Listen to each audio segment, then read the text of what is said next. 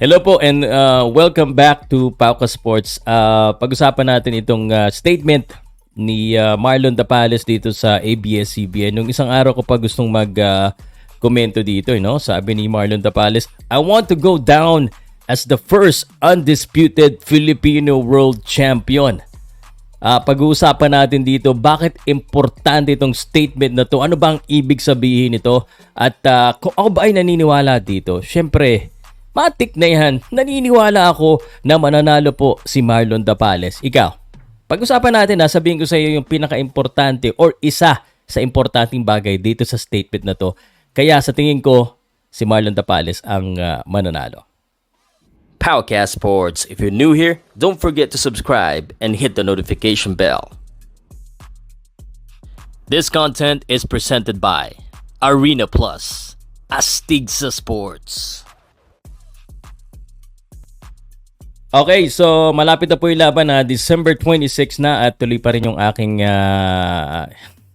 pabonus ko sa inyo. Kung maka Marlon Tapales kayo, mag-message kayo sa akin. Ako bahala sa inyo sa 100 lang naman kasi medyo marami nang nag-message. Anyway, nung isang araw pa tong post na to, December 1, December 4 na ngayon, Marlon Tapales aims to make boxing history. Of course, he will make boxing history if he becomes the undisputed champion. Miski si Senator Manny, hindi po nagawa yan. Sabi niya dito, I want to go down as the first undisputed Filipino world champion.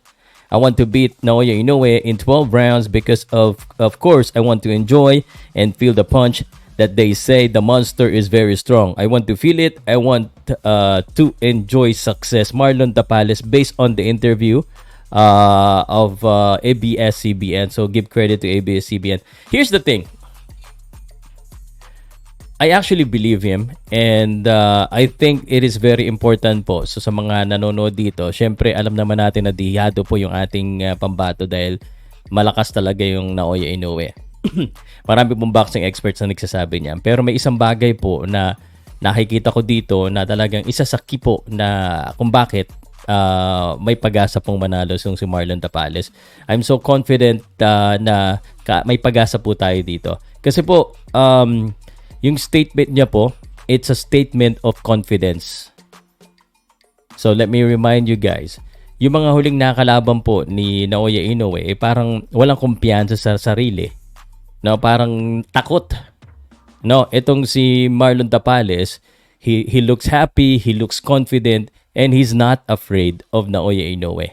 And again, sa aking pananaw, that's one factor kung bakit manalo itong si Marlon Tapales.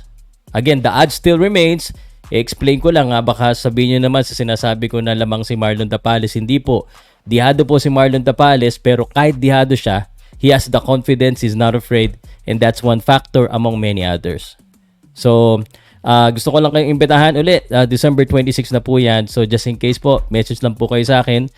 Tulungan ko kayo kay Marlon Tapales. Mas masaya kasi pagkasama tayo. Parang meron tayong stake sa boxing. Medyo kabado ng konti, pero Marlon Tapales, I believe in you, naniniwala ako sa'yo, and every day will remind the people that Marlon Tapales, if he wins this one, it's history for all of us Filipino.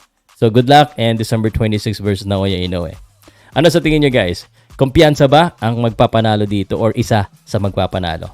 Kasi meron si Marlon Tapales